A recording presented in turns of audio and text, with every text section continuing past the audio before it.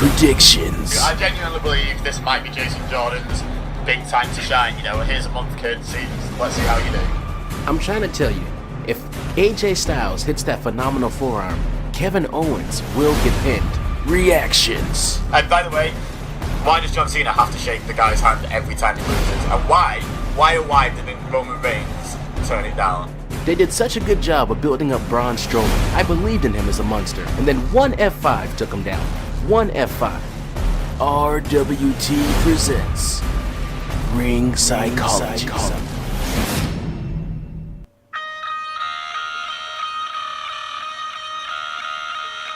Good evening, everybody. I, of course, am Emir, Blackbane, Costello, and I have with me my co-host, Mike Ebeeza, and we have just seen Hell in a Cell. Mike, what are you feeling right now? I'm feeling tired. We did not just watch Hell in a Cell. We watched Hell in a Cell. That's what we watched. You're fired. But yeah, I'm feeling pretty tired, but not in the way where I can't think straight or I'm falling asleep. I'm very aware that I've been up for nearly 24 hours now. So. By the way, well, first of all, you're a trooper. Thank you for staying up so we could get this reaction podcast recorded here on Ring Psychology.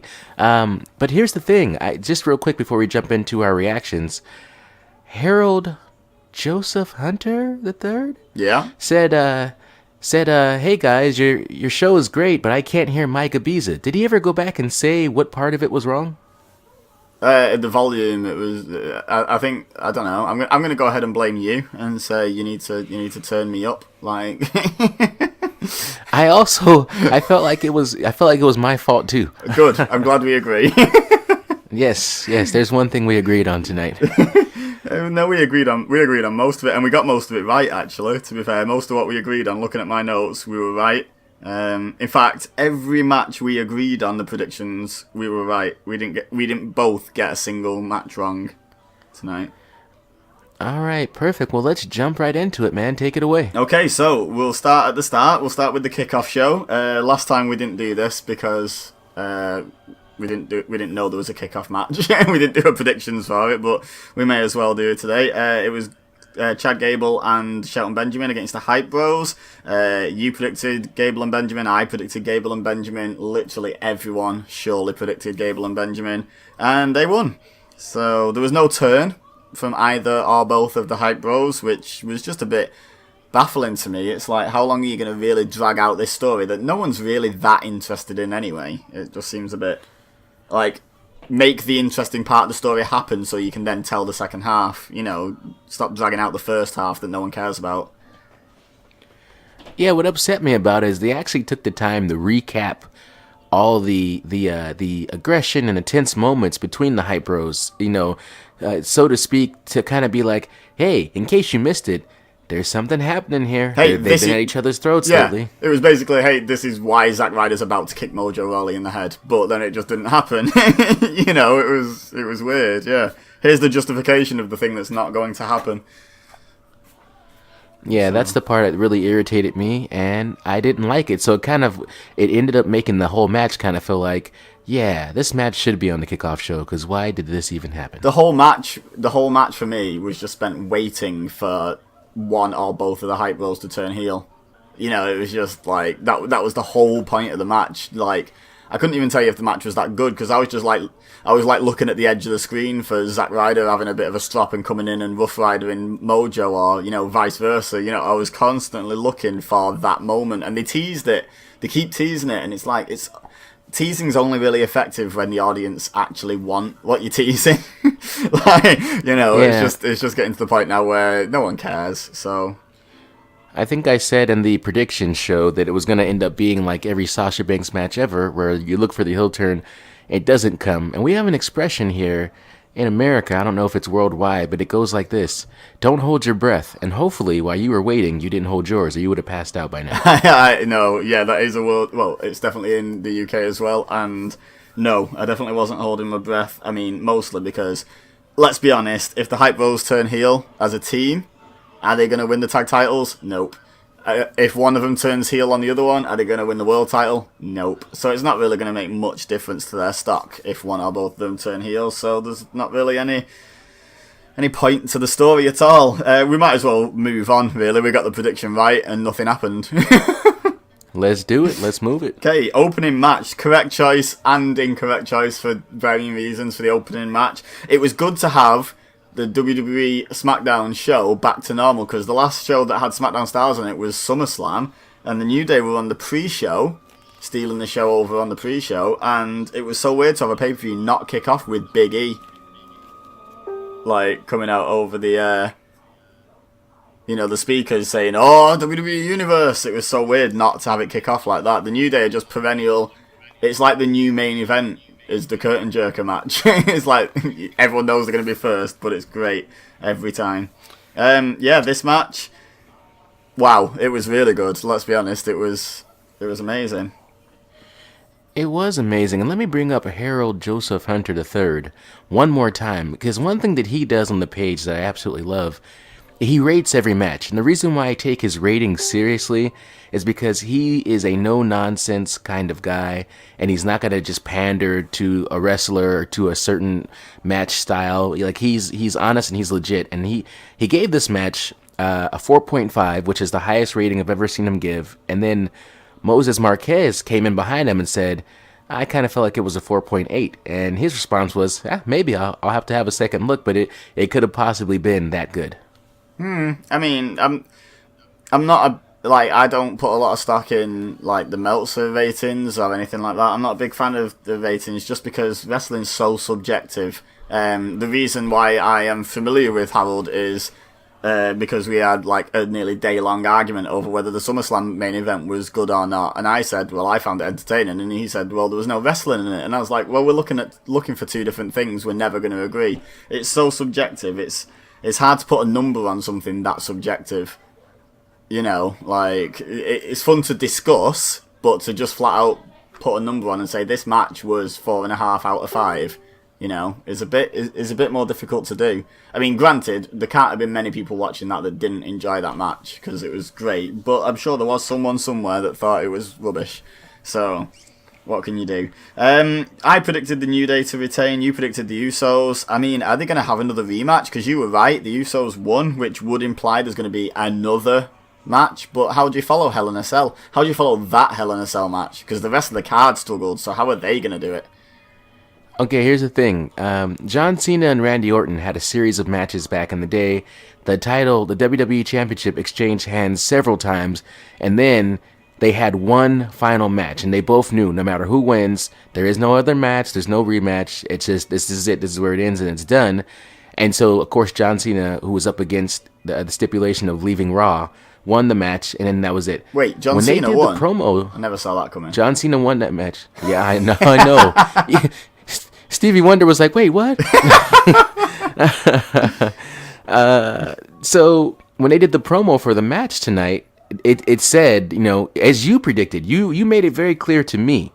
Like, look, Hell in a Cell is a rivalry ending match. It ends there. It doesn't go beyond that. And they said, you know what? WWE agreed with Mike Ebeeza and made it clear this was the final stage of the rivalry. So I think, in spite of the fact that New Day lost the tag team titles, I think it'll be a while before we see them back in the title picture. Did it actually say that? I didn't clock onto that in the video package. The graphic, or whatever said it. I didn't. Mm-hmm. The graphic literally said it, and I was like, Mike Ebeeza was right. Well, I mean, at the start of the match, I was right. By the end of the match, not so much, but Okay, so I just wrote down for this, follow that, and I also wrote in quotes, fake, wrestling's fake, because this match was brutal. If that's fake, I don't want to see real fighting with kendo sticks, because that was crazy when Xavier Woods was handcuffed over the ring post. And the Usos they weren't even taking turns hitting him. They were basically fighting over who gets to hit him the most times with a kendo stick, and it looked pretty severe, if I'm honest. You know what? Here's the thing about that spot. It should have been my favorite and was the part I hated the most, and Xavier is to blame. I will give Xavier credit for two things. One, he had a rainbow-colored kendo stick. That was awesome. And two, he had the most Francescas I'd ever seen. And he had a purple one, which bonus points because that's the best color. Right. The thing I couldn't stand, Xavier. If somebody's beating you to death, 2 men while you're handcuffed with kendo sticks, can you scream a little louder? Can you? Because he was kind of like, nah. It's like, dude, scream, bro. You're getting beat. This is semi-slavery days. Like, it's a black guy. They've hung you from the ring post. I want to hear you scream as loud as you can. And he didn't really sell it very well to me. And I was like, come on, man, you could do better. Oh man, okay, I'm glad you said that, not me. Yeah, I mean, I don't know. I didn't particularly watch that and think, wow, he doesn't look like he's in enough pain. But again, it's the subjective nature, isn't it? It's to each their own. I think the reason why I said it was the right and wrong decision to kick off with this is because the New Day sure do get the crowd into the show at the start of the show. Like, they're so good and the Usos, for the opposite reason of, being the heels that everyone wants to watch as well. It's such a good choice to get the crowd engaged early. But by the end of that match, the crowd must have already been exhausted and also expecting everything else to be as good as that. And it's tricky when you put your best match on first, to have a good show. It's really difficult. As they found to an extent with SummerSlam, putting the New Day and the Usos on the pre-show. The main card couldn't really keep up, because it was just so good. So it's a risky strategy, but it certainly gets the audience engaged from minute 1, doesn't it? As soon as they hear Big E start his intro, like, as soon as the show starts, It's like, oh, well, this is going to be fun. Yeah, they're in for a treat. So let's just back it up real quick on something you just said. So is that your official verdict? Are you saying that was the best match of the night? Let me just have a look through the list. I'm just looking at my notes for each match. The triple threat wasn't terrible. It started off a little slow, but it wasn't terrible by the end. The 2 Hell in a Cell matches were definitely the best 2, I would say. But New Day Usos was the best match. You know what? It didn't have the high spots of Owens Shane, but it had a lot more brutality other than falling. You know what I mean? It had a lot more brutality without having to leave the cage.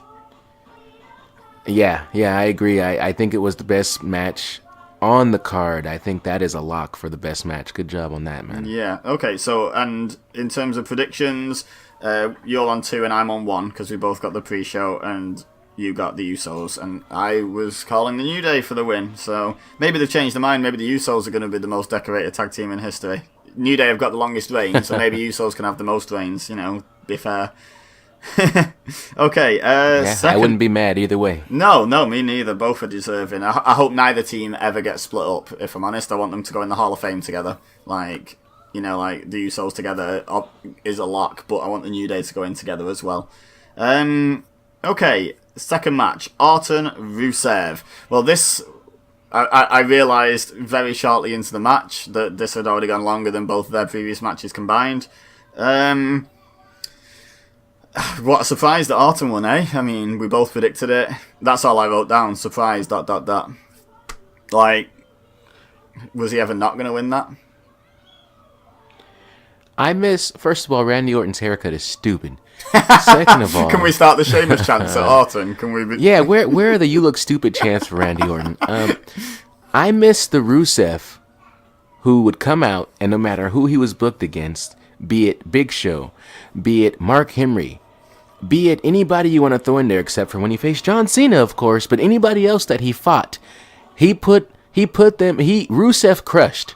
And he was, it was cold and it was calculated. He wrestled a very slow-paced match, but he would hit that giant kick, and he would bend their back, and he would submit these guys one after the other. And like when you see how he's booked now, there's no more intensity. He's not a monster anymore. It's turning into like a comedy thing, and he's handsome Rusev, and I'm sick of it. It's what happens when you cut your hair.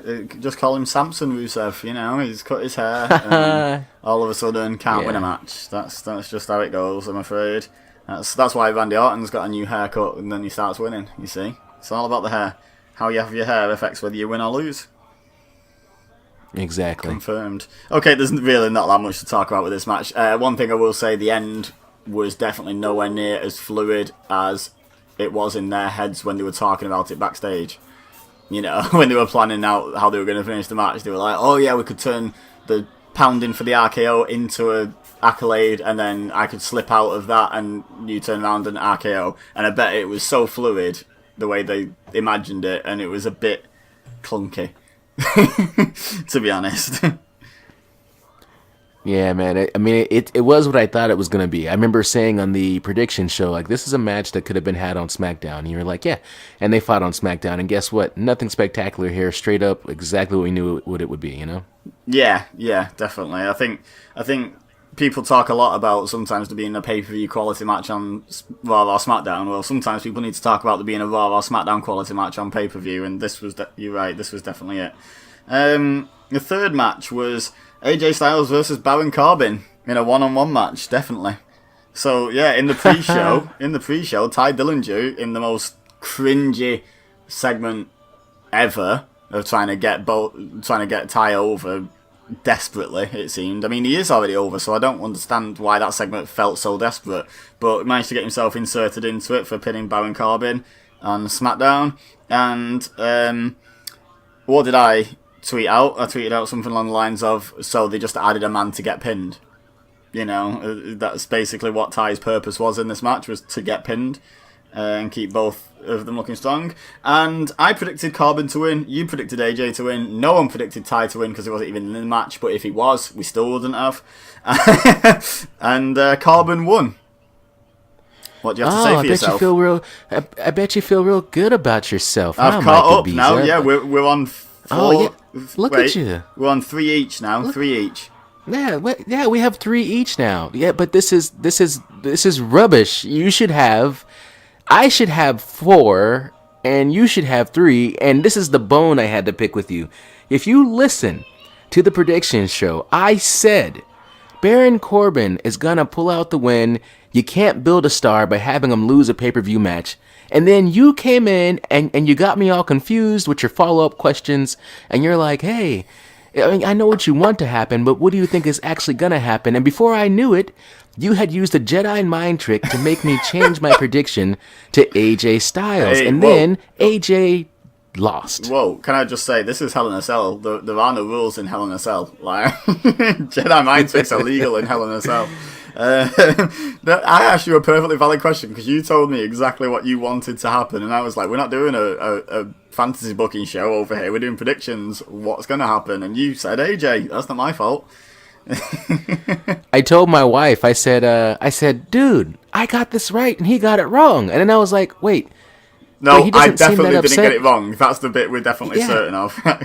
So I actually went back to the prediction show with my wife and listened to that part of the show. And I was like, look at me saying that Baron Corbin's going to win. And I listened some more and I was like, no, why did you change your mind, you idiot? You let him trick you. Question, did you really say, look at me saying this? You can ask my I'm holding the phone up to her. Look at this audio. Yeah.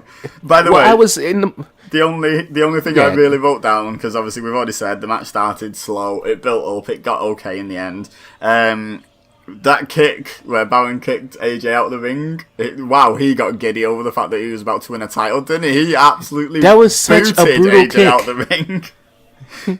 He kicked him so hard. Like, the first shot, AJ just disappeared off camera. The cameraman could not keep up with him. AJ just flew. And the cameraman was like, where did he go? Yeah, that was crazy. It tickled me. That I'm sure it didn't tickle AJ, but it tickled me. So yeah, I found that funny. But we're back to 3-3 because you changed your mind. You're bad. I changed my mind, or Jedi mind tricks. Well, you can't prove it. Fourth match: Natalya versus Charlotte. Come on. I'll be honest. I don't really remember a whole lot about this match. I remember Charlotte in kayfabe thinking, I've got a bad leg because Natalya's been working on it all match. I'll do a moonsault to the outside, which was genius, obviously. And I thought, well, that's a bit stupid. But other than that, I don't remember a whole lot about this match. I don't think it really struck me that well. That it's not what I wanted from them. I remember everything about the match, and I'll sum it up very quickly.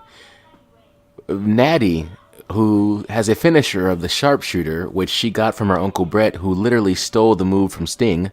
There's some history for you.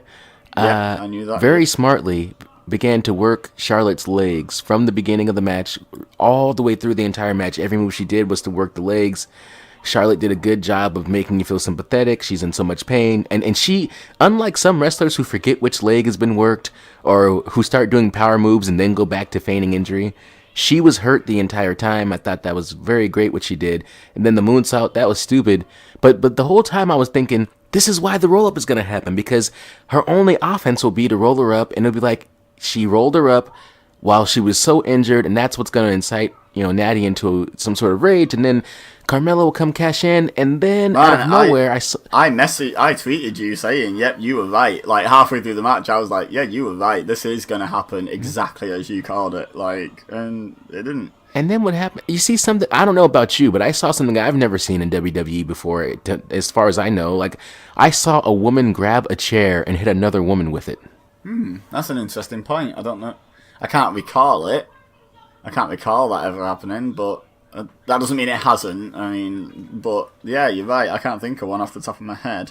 So we both technically got the right result because we picked Charlotte to win. But I think we were both kind of expecting Charlotte to win the title. So I think because it doesn't affect the scoring at all, I think we should both take the loss there and say we were wrong. We predicted the wrong person to leave with the title. So I reckon. I agree, and especially because you specifically predicted a roll-up, but I predicted Charlotte to win and Carmella to cash in on her, which implies Charlotte had the title. So I think we were both wrong, effectively, there. So here's another note. Literally, there's a guy, a buddy of mine, that I talk to all the time, and he said, yeah, I really thought it was going to be a cash-in, too, because there was no backstage showing of Carmella or Ellsworth. They were nowhere to be found. They just got the night off. They're not making money on pay-per-views anymore. What's going on? You know they're not going to cash in because the Money in the Bank holder hasn't lost a match earlier in the show. It's like a guaranteed pattern that the Money in the Bank holder loses a match and then cashes in on the same show. It's like near enough every cash-in has been like that. Yeah. I remember Edge's first cash-in, he'd only just lost the Intercontinental title. I think it was to Ric Flair, that pay-per-view, before he cashed in for the WWE title. And yeah, they do tend to follow that pattern quite often. There it is. Is there anything else to say about the match? I was surprised by the finish, but like, I wasn't mad that Natalya kept the belt. I was just a bit like, I was surprised at how mediocre the match was. Oh, that's something I was going to say to you when you said she was very smart working the legs. Doesn't the sharpshooter hurt your back?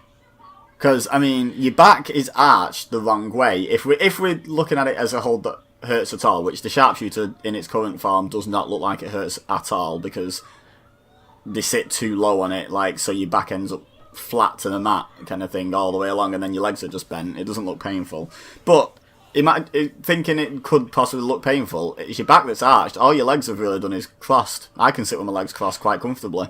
So yes, okay. Here's what you're missing. I'm going to rebuttal you by asking you this: have you ever been put into a sharpshooter? Probably. Like I did. Playground wrestling with my friends at school, same as anyone. Well, clearly, whoever applied it on you was not Natalya, because you've forgotten the pain. The pain. Here's what's so funny about the sharpshooter. There's pain in the back, but when somebody is clutching your ankles together, like you sit with the weight of one ankle on top of the other and no pressure applied at all. But the person who's putting you in a sharpshooter is pressing that bone against bone, and there is definitely pain in the legs as well. Okay, so why was she working the knee? She should be working the ankle if it's such a painful ankle hold. She was definitely working the wrong bit going for the knees. All the knees were doing was bending the right way. Knees weren't because hurting. Natalya, she doesn't understand how legs work. That's not right. Fair enough. We'll move on from that one. Okay, up next, the mid-card title of the WWE, Jinder Mahal against Shinsuke Nakamura. I predicted Jinder, you predicted Jinder, we got Jinder, we got the exact same match as the previous 4, that's 5 WWE Championship matches no. on pay-per-view. You're wrong, you're wrong. I'm not. It was not the same, come on, Mike. It was ever so slightly different, but there was a difference in that You see what they did? You see how smart they are? They sent the Singh brothers to the back, and then everybody thought, oh man, this is it. Shinsuke's gonna win because he can out wrestle Jinder on any day. And then Jinder still hit the Colossus, and he still got the 1-2-3, and that part was the same, except for it didn't require outside interference in that moment. I just want to let you know, not once did I think, oh wait up, Shinsuke is going to win here. Still had no faith. Neither did I. Still had no faith in them. The reason why I say it's no different is because the Singh brothers weren't allowed at ringside for the Punjab prison match, and one of them was outside the prison through a table when the match finished. And another match with Randy Orton, they got ejected from ringside and took their sweet time getting away from ringside, and that was distracting enough to stop Randy Orton winning the match, and that's exactly what happened here. Yes, there was a little bit more back and forth after they got booted than usual, but it's the same old shtick. It's the same old story. I don't think you heard me correctly earlier. I said, I'm wrong. I'm wrong. This is exactly the reason... This is exactly the reason why this match needed to be in Hell in a Cell, and it was really stupid that it wasn't. In fact, no, no. You know what? I'll take it back. This is exactly the reason why this match wasn't in Hell in a Cell, because if it was in Hell in a Cell, and the Singh brothers were definitely outside of the Hell in a Cell when it came down, then there's no way Jinder can walk out with the title, and they wanted him to. Yeah, I can't.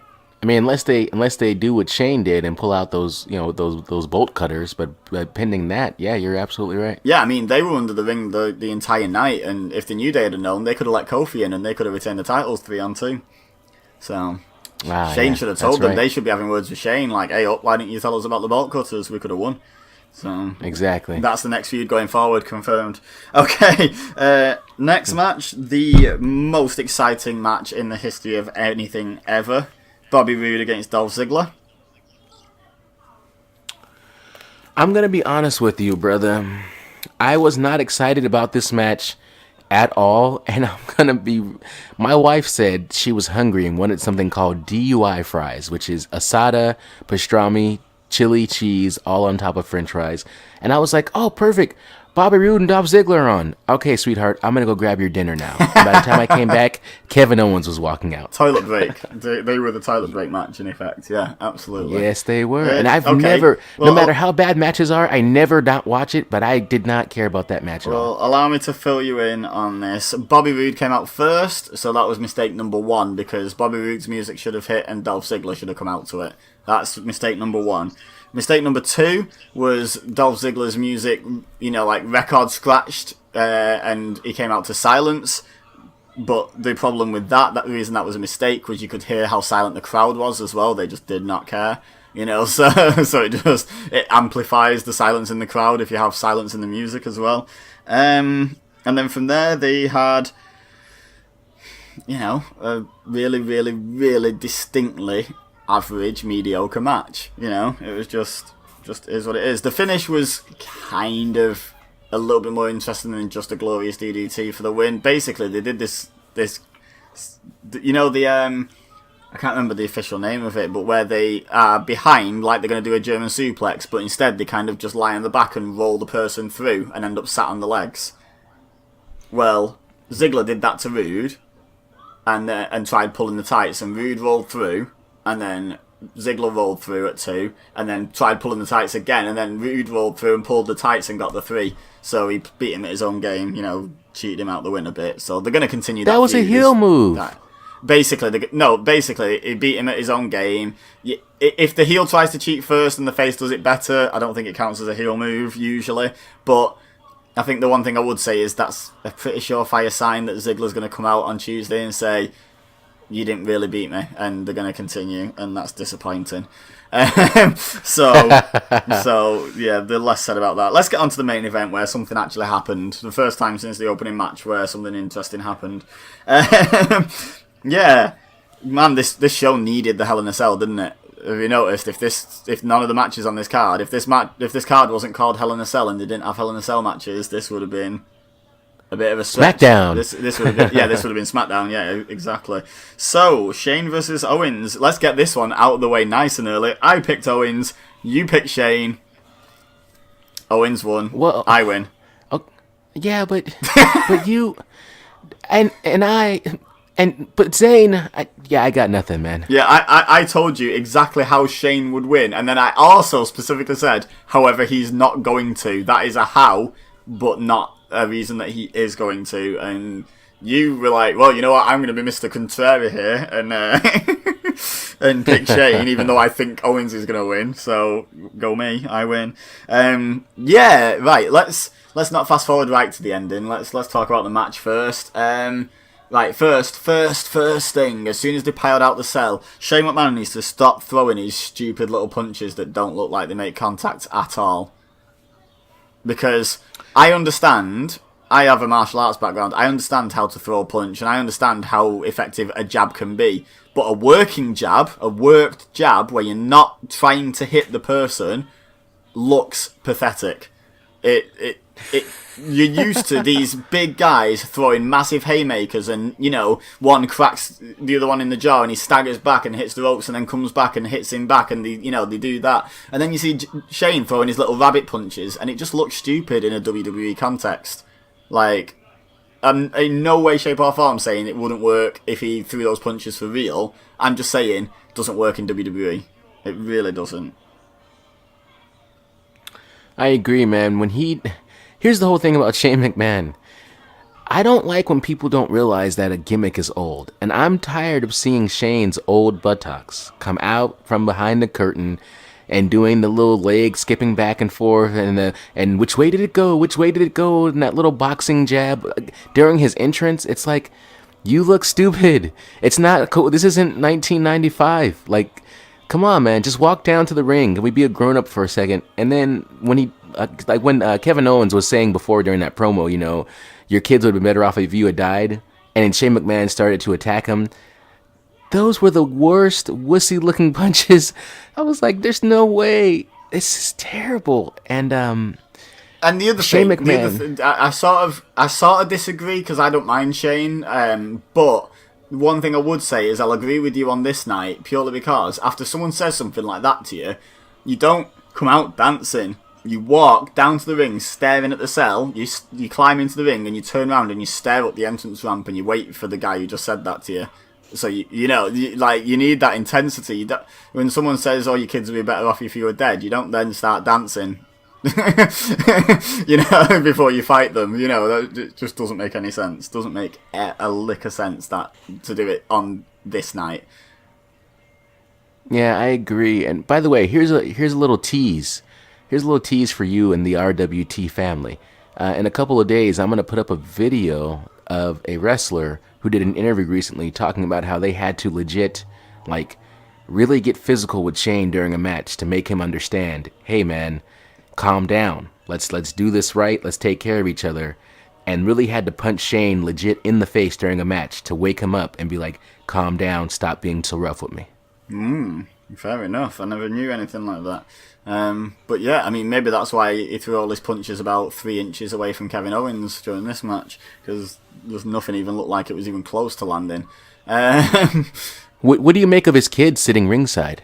I mean, one of them seemed to be really thoroughly enjoying Kevin Owens throwing his dad around the cell. Like, when they cut to them and they were all supposed to be looking all traumatised, one of them had the youngest one I think it was, had the biggest grin on his face I've ever seen on a child. I was like, wow, he got grounded just before this match, and he's like, yeah, go on, beat my dad up.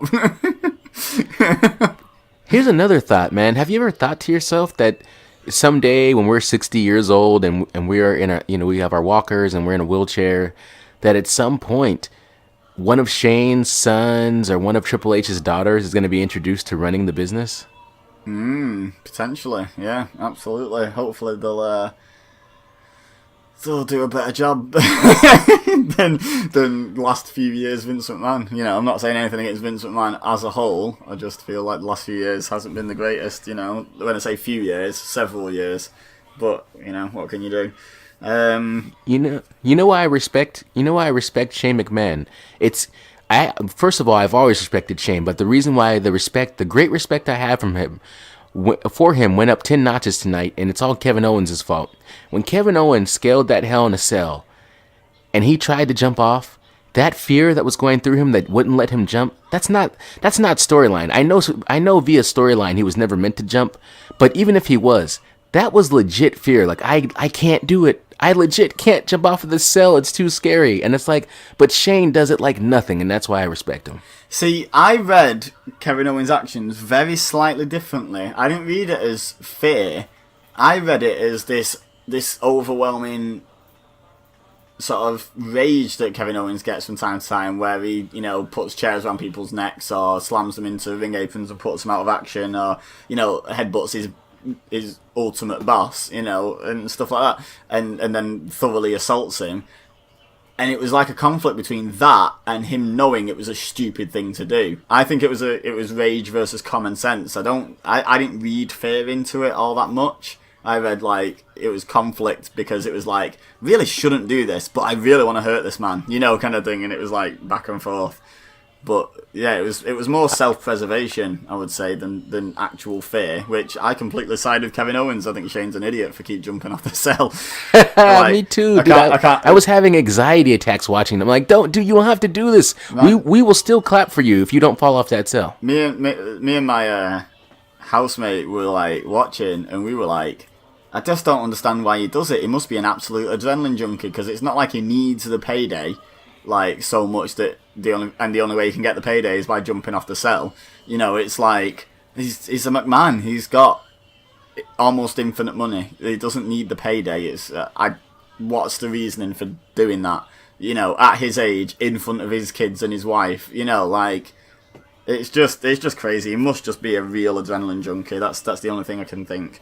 Anyway, right, I didn't actually spot the final spot of the match, because let's skip over all the stuff on top of the cell, because I get what they were trying to tease, but it was all a bit... I felt that bit of the match was a bit drawn out. It was like, right, you've done a slam on top of the cell now, you've raised that bit of tension, now go straight to the spot where Owens pretends that he's going to throw Shane off. You don't need to do the slam spot about 5 or 6 or 7 times with about a 30-second to a minute break in between each one. It started to get a bit, alright, you're slowing it down a lot now, kind of thing. This isn't psychology anymore, this is just rest time for you two. But just a quick note, did you notice that they originally botched that pop-up powerbomb and then they had to go for it again? Yeah, the commentators were saying, it looked like Kevin Owens was trying to powerbomb Shane, and I was like, to me it looked like Shane was trying to hump Kevin Owens' face. It didn't look like Kevin Owens was doing anything. It was really strange, that spot, but hey-ho, yeah, they botched it big time. But they got there in the end, and then eventually they managed to get to the interesting bit when Owens took half of a cell fall, which, fair play. It's still a reasonably big fall. And he didn't hit the table exactly flush, so it probably stung a bit. But then Shane decided, I'm not going to pin this man who's just fallen 10 feet and isn't moving. I'm going to make a stupid jump from 20 foot up in the air. And the first time live before the replays, do you know I didn't even spot the hooded character? I just thought Kevin Owens moved really slowly. I spotted him, but I didn't know who he was. I was like, did a ring handler just pull Kevin Owens off the table? Who the heck was that? My housemate saw it and said the same thing. He was like, who moved Kevin Owens? I was like, what are you on about? But the thing I noticed was from the original angle, it looked like Kevin Owens moved very late, because it looked like Shane went past the back of his head, and I was like, he almost got a broken neck from Shane landing on the top of his head. But when you see it from other angles, there was a lot more room between them than I first thought. But yeah, that one angle looked like he just barely got out the way. And I told my wife, first of all, when you lay a guy right on the edge of the table with his feet swinging off, I told my wife he's definitely going to get off the table. And the next thing I want to mention is the callback to the Kevin Owens headbutt to Vince McMahon. When Shane hit him with that same headbutt to lay him down, I was like, all right, he's gonna hit him. But I was like, he's on the very edge purposely so he can get off the table in time. If you suspend the disbelief for a second, though, there is another reason for laying someone on the very corner of the table, which is you need some table to land on yourself. If you're going to drop an elbow, there's a lot of your body and legs going to land next to them, and you don't want to be landing off the edge of the table because that's going to hurt a hell of a lot. So there's sort of like a kayfabe reason for lying them there as well, which is self-preservation. Yes, you might be dropping 20 feet, but you want to at least hit the table, not just the floor. So there is Here's sort of another like thing.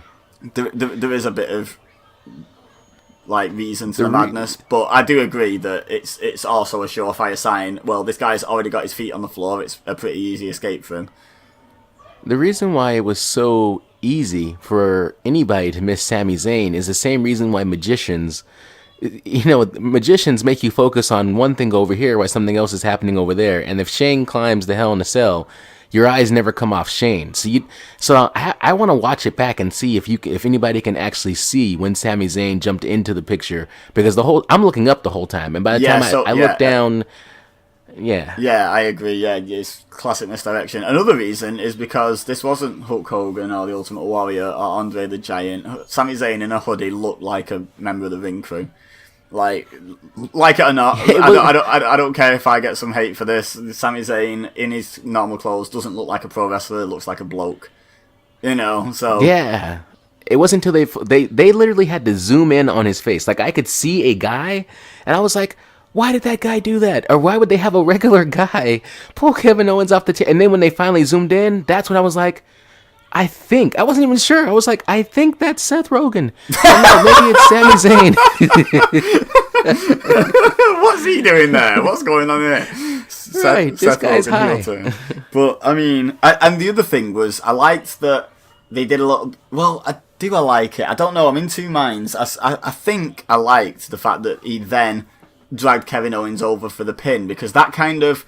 There was a bit of doubt in my mind as to whether Sami Zayn was turning heel or whether Sami Zayn was just like, hang on, yes, we are falling out, but I still don't want my best friend of 20 years or whatever on the Indies to die here.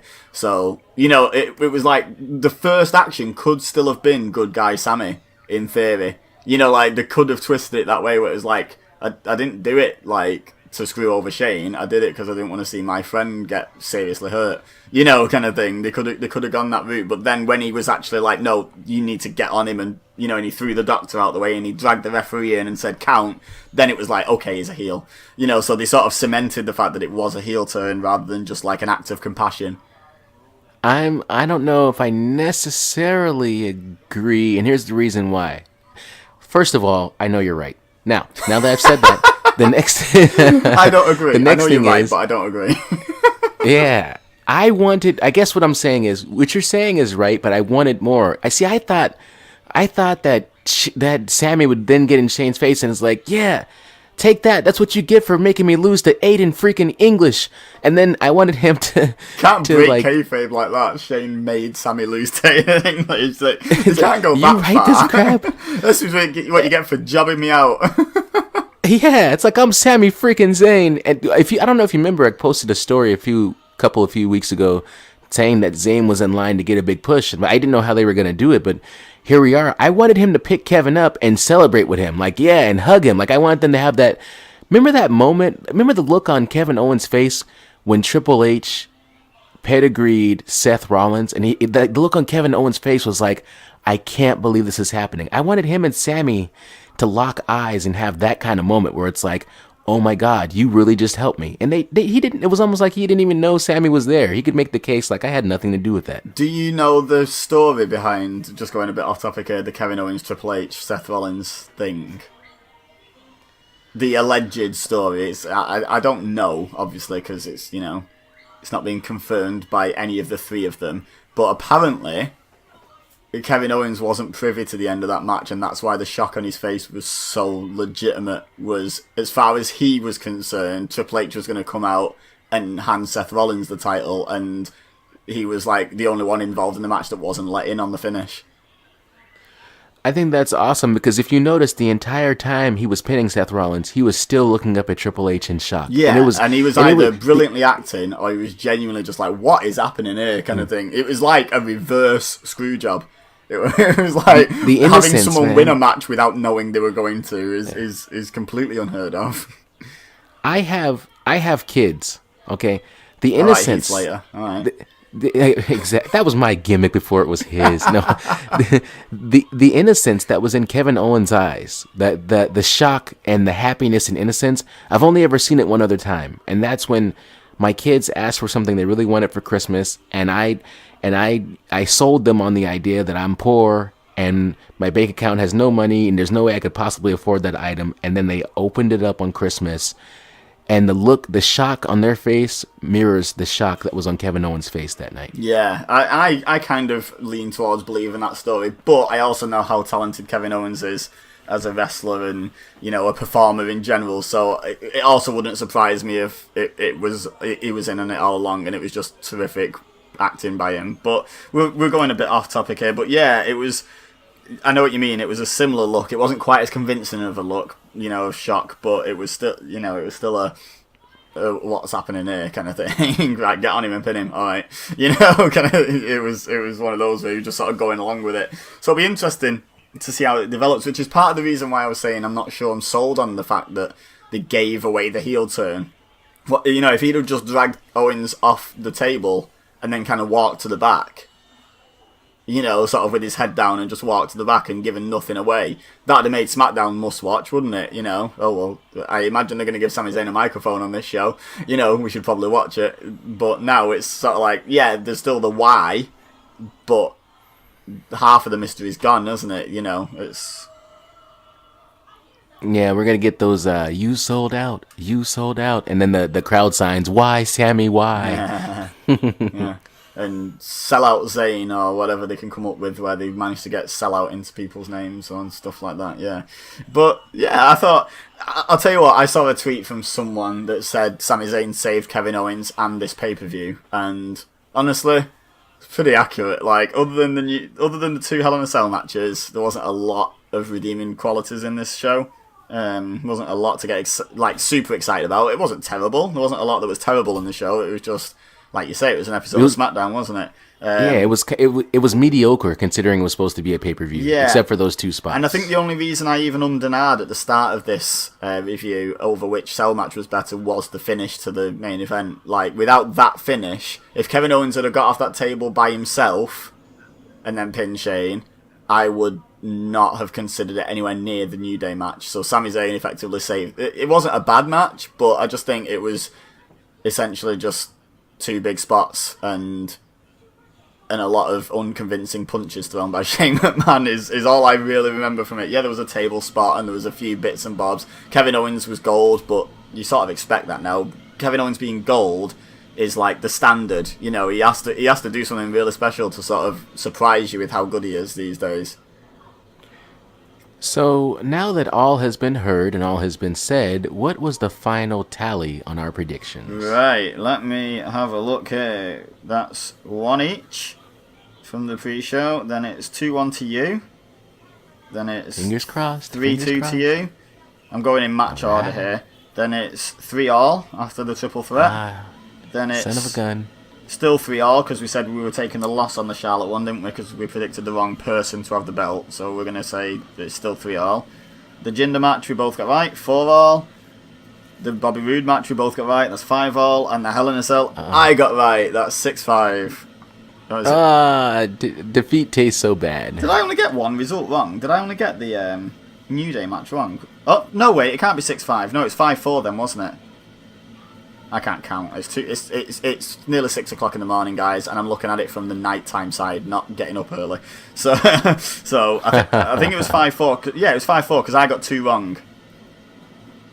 I got the Charlotte match wrong and the New Day match wrong, and you got the Charlotte match, the AJ match, and the Shane match wrong. So yeah, 5-4. It was easier to do it that way. Never mind. So, victory for me. I am sure, though, if we'd have found time, because it was all on me, this, but if we'd have found time to do the match simulations on 2K17, I'm sure it would have beaten us both. Because I don't think I've ever beat it. I might have, like, once ever, but I don't beat the game. So, the game would have got 6 or 7 right. Well, one day we will beat the game, but tonight it seems that you have beaten me. Congratulations, compadre. Yeah, I'll await my trophy in the post. So, guys, that's going to be the show for tonight. We're going to go ahead and let Mike Ebeeza get to bed. I hope you enjoyed it. go ahead and comment on the post and let us know, how you felt. What was your reaction to Hell in a Cell? What was your favorite match? We both pegged Usos and New Day as the best match of the night. And also, let's see what happens on SmackDown for some of the fallout. But thank you so much, guys, for listening. All the people who reacted to our prediction show, there was a lot of comments on that, and there was a lot of views on that, and I appreciated that. Hopefully, you enjoyed this show as much. But for now, I'm Emir Blackbane Costello, and for Mike Ebeeza, we will catch you guys down the road.